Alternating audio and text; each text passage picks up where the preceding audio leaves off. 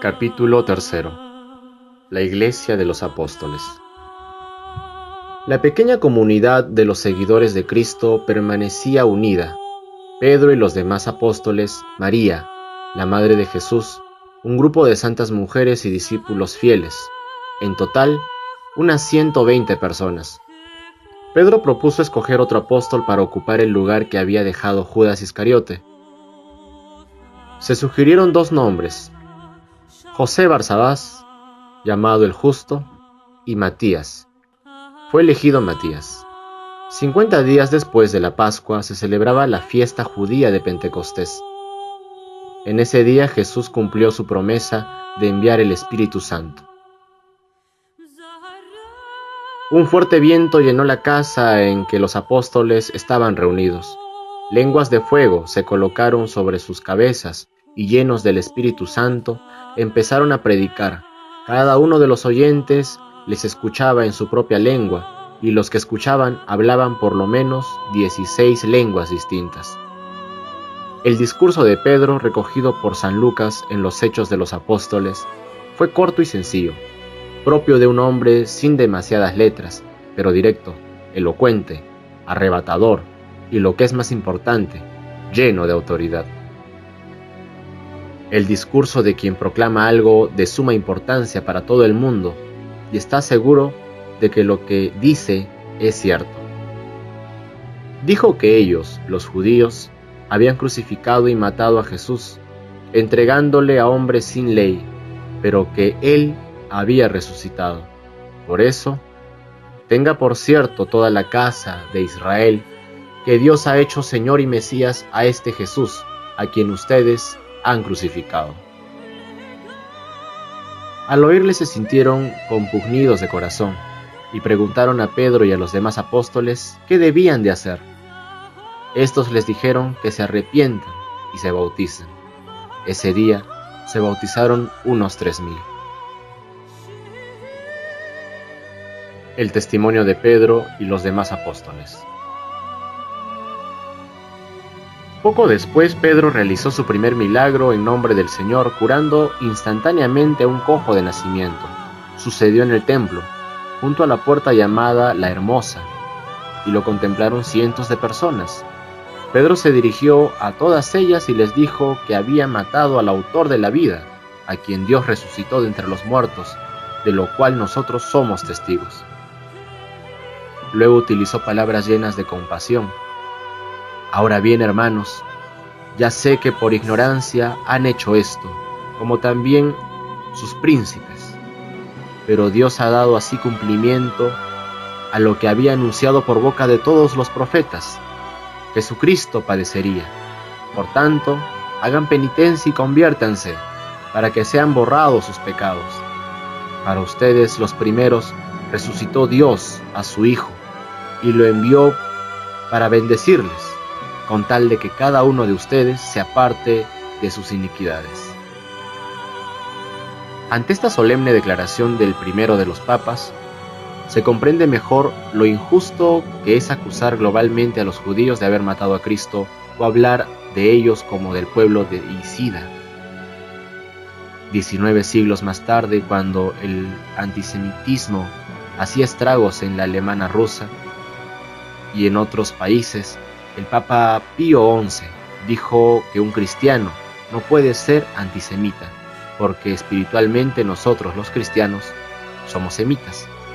Nuestro Señor y su Madre Santísima eran judíos, lo mismo que los apóstoles y los profetas, y la liturgia de la Iglesia rebosa de textos judíos. Tras el discurso de Pedro, otras 2000 personas se convirtieron. Entonces intervinieron las autoridades del templo, que mandaron detener a Pedro y a Juan. Y Pedro, que unas semanas antes había negado a Cristo, ahora defendió valientemente su causa ante el sumo sacerdote y todo el consejo, el Sanedrín, que los mandó encarcelar. Librados milagrosamente de sus cárceles, volvieron al templo, donde siguieron predicando a Cristo. Detenidos por segunda vez, se negaron resueltamente a retractarse o a dejar de predicar, porque, dijo Pedro, ningún otro nombre hay bajo el cielo dado a los hombres por el que podamos salvarnos. Entonces Gamaliel, el más sabio de los miembros del Sanedrín, advirtió a sus colegas: si este proyecto o esta obra es de los hombres, se desvanecerá. Pero si es de Dios, no podrán acabar con ellos.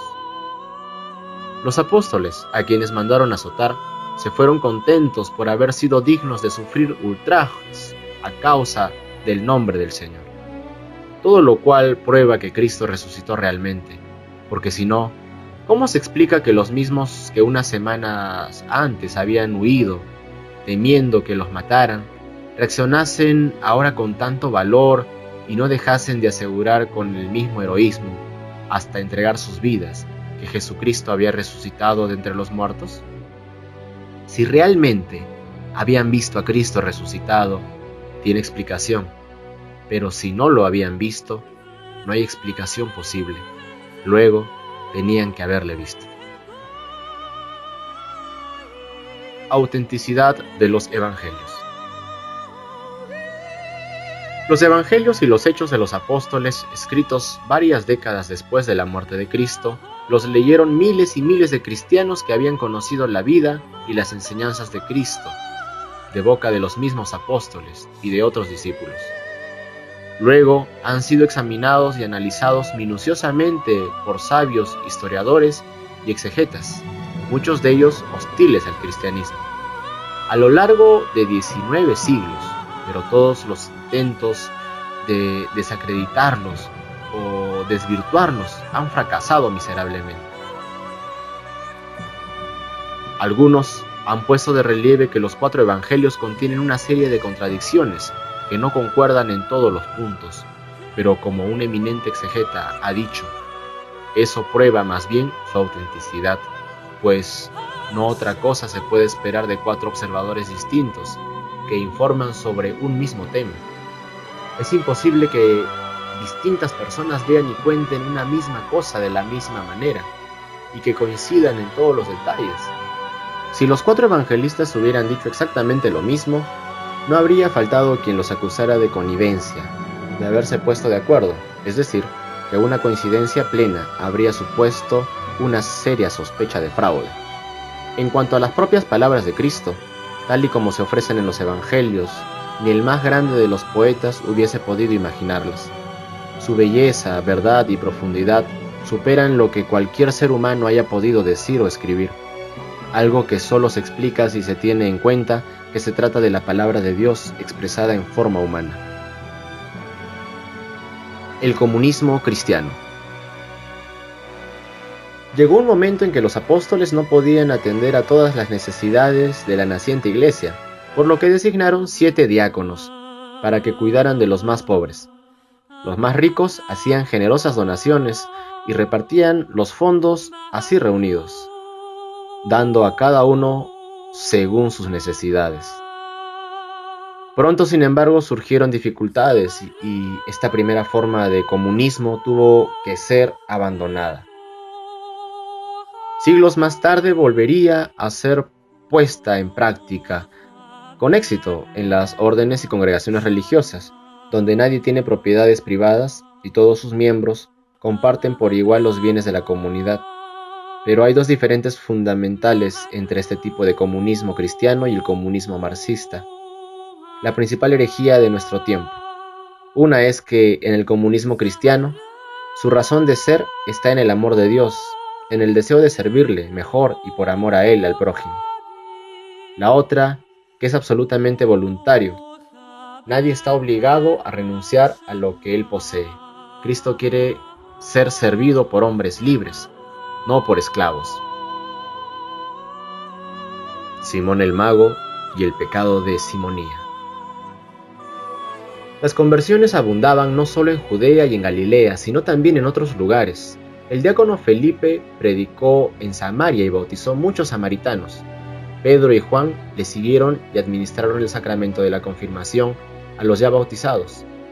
Uno de los convertidos por la predicación de Felipe era un tal Simón, llamado el Mago, porque había practicado artes mágicas. Creía que en los poderes de los apóstoles había también algo de mágico, por lo que ofreció a Pedro dinero para que le enseñara a ejercer esos poderes que ellos ejercían en nombre del Espíritu Santo.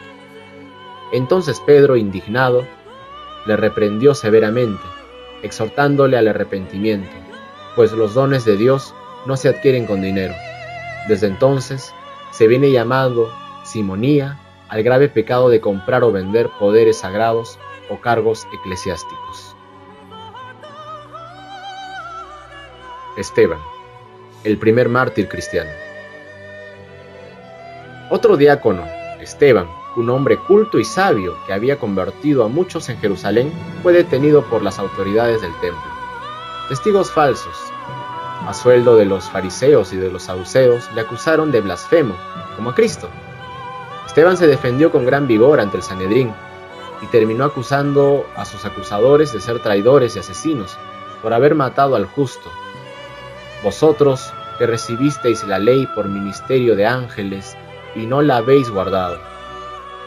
Ellos entonces, llenos de furia, ni siquiera se tomaron la molestia de sentenciarle formalmente a muerte. Le sacaron a rastras fuera de la ciudad y lo mataron a pedradas. Murió rezando por sus asesinos. Así vino a ser el primer mártir de la iglesia, el primer testigo de Cristo. Mártir, en griego, quiere decir testigo. Miles y miles, tal vez millones, seguirían su ejemplo a lo largo de los siglos hasta nuestros días. La muerte de Esteban marcó el comienzo de la primera persecución generalizada contra la iglesia. Muchos fieles huyeron de Jerusalén y se dispersaron por Judea y Samaria, y de esta forma la iglesia siguió extendiéndose por todo el país. Y es que Dios, de los males, saca bienes. La conversión de Saulo. Un joven estudiante fariseo, Saulo de Tarso, era uno de los más activos y resueltos perseguidores. Idolatraba la ley. Como muchos temperamentos fogosos, era de corta estatura y no muy fuerte. No había participado en la lapidación de Esteban, se había limitado a guardar los mantos de quienes lo apedreaban. Pero a la cabeza de un grupo de guardias del templo, perseguía con saña a los fieles que había abandonado Jerusalén. Los arrestaba y los traía a la ciudad para que fueran juzgados y castigados. Una de esas expediciones lo llevó hasta Damasco, pero poco antes de llegar, una luz resplandeciente lo derribó y le dejó ciego, mientras escuchaba una voz que decía: «Saulo, Saulo, ¿por qué me persigues?». Tembloroso y desconcertado preguntó: «¿Quién eres, Señor?». Entonces el Señor se dio a conocer: «Yo soy Jesús, a quien tú persigues». Y le ordenó que entrara en Damasco, donde le dirían lo que tenía que hacer. Saulo obedeció y permaneció 3 días esperando, ciego, sin comer ni beber, hasta que Ananías, un discípulo que vivía en Damasco, fue a verle y le dijo: «Saulo, hermano, el Señor Jesús, el que se te ha aparecido en el camino, me envía para que veas y quedes lleno del Espíritu Santo». Al punto, Saulo recobró la vista, y de sus ojos cayeron como unas escamas. Bautizado enseguida, empezó a predicar en la sinagoga que Jesús era el Hijo de Dios, lo cual causó tal escándalo entre los judíos que Saulo tuvo que abandonar Damasco. Durante 3 años estuvo viviendo en Arabia, en la soledad del desierto, al cabo de los cuales regresó a Damasco y siguió predicando, pero amenazado de muerte tuvieron que sacarle de la ciudad, descolgándole en un cerón por la muralla. Se dirigió a Jerusalén para ponerse a disposición de los apóstoles, pero allí los discípulos le recibieron con cierto recelo, pues les parecía increíble que aquel perseguidor implacable se hubiese convertido. Por otra parte, los saduceos estaban resueltos a acabar con su vida, así que Saulo tuvo que irse. Entristecido, regresó a Tarso, su ciudad natal. La llamada a los gentiles. Lo que Pablo no sabía todavía era que Cristo le había escogido para una misión muy concreta. El más judío de entre los judíos, el más fariseo de los fariseos, iba a ser el instrumento escogido para convertir a los paganos, para llamar a los gentiles al redil de la iglesia. Sin embargo, el Señor quiso dar a conocer su voluntad antes que a nadie, a su vicario en la tierra. Fue a Pedro a quien reveló el primero que la ley de Moisés se había cumplido, y por eso ya había quedado superada. El muro que separaba a los judíos de los gentiles tenía que ser derribado. Cristo se lo mostró a Pedro, haciéndole ver que en adelante ya no había alimentos impuros, y advirtiéndole en la misma visión que cuando 3 hermanos preguntasen por él, no dudasen en acompañarles, porque él mismo les había enviado. Estaba todavía preguntándose por el significado de la visión que había tenido cuando llegaron los 3 hombres y le rogaron que les acompañase a Cesarea, donde un oficial romano, un centurión llamado Cornelio, le estaba esperando. Entrar en la casa de un gentil era algo que estaba estrictamente prohibido a los judíos por la ley de Moisés. De esa forma, el pueblo escogido había logrado evitar que los pueblos paganos más numerosos que les rodeaban influyeran en sus costumbres y normas de vida y las desvirtuaran. Cuando el personaje de Rabelais, llamado Gargantúa, aconseja a Pantagruel: evita la compañía de gente a la que no deseas pertenecer, no hace más que seguir ese precepto de la ley mosaica. Pero Cristo había venido como Hijo de Dios y dador de toda ley a iniciar una nueva era. Pedro obedeció, fue a Cesarea y entró en la casa del centurión Cornelio, que le recibió humildemente como enviado de Dios, pues también él había tenido una visión. Pedro le habló de Cristo, le instruyó, y Cornelio, con todos los de su casa, recibió el bautismo.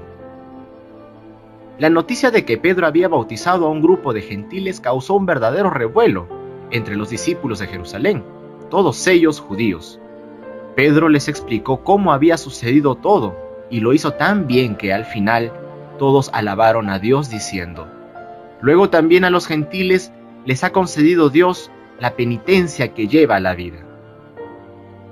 A partir de ese momento, la joven iglesia tuvo que emprender la inmensa tarea de dar a conocer a Cristo a todos los hombres, y los discípulos comprendieron cabalmente lo que Cristo les había mandado. Tenían que conquistar el mundo entero, pero esa conquista tenía que ser obra del amor y por lo tanto pacífica. Bernabé, uno de los discípulos, se trasladó a Antioquía en Siria, donde creyó una gran multitud de gentiles.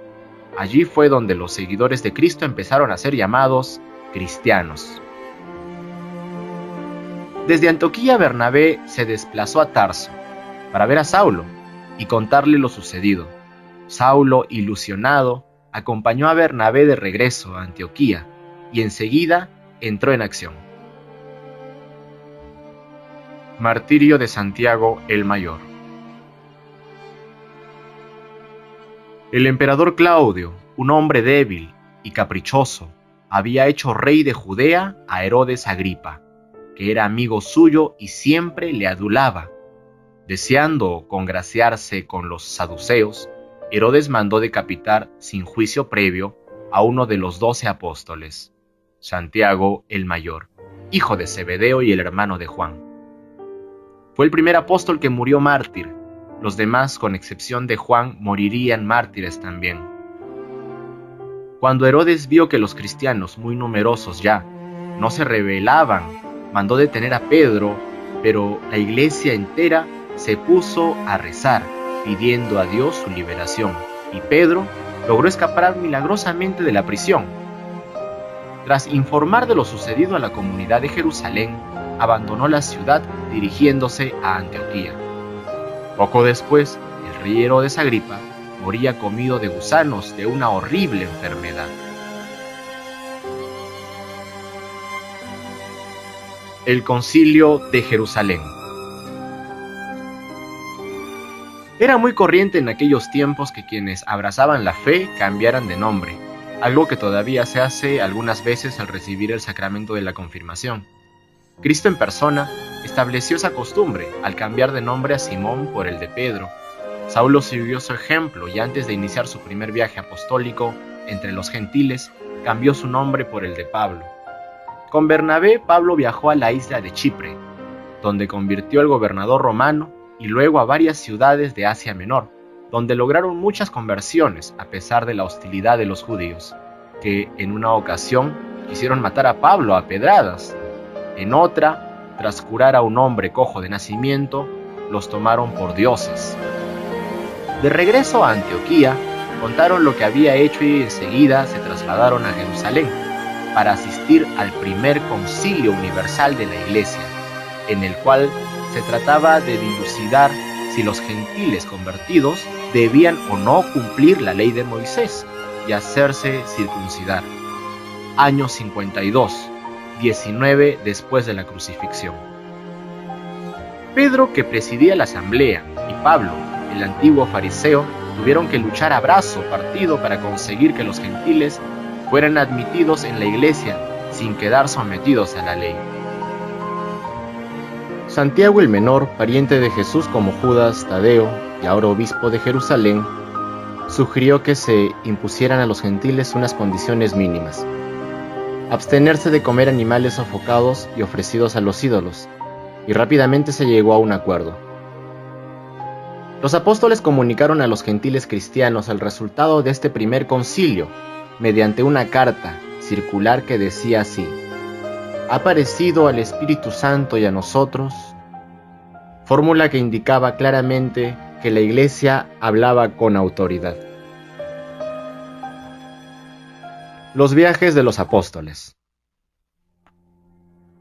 Los apóstoles entonces iniciaron una serie de viajes apostólicos por diferentes países, gracias a las 14 cartas de San Pablo, que han llegado hasta nosotros, y a la amistad que San Lucas, que escribió los Hechos de los Apóstoles, tenía con él. Conocemos muchas más cosas de los viajes apostólicos de San Pablo que de los demás apóstoles.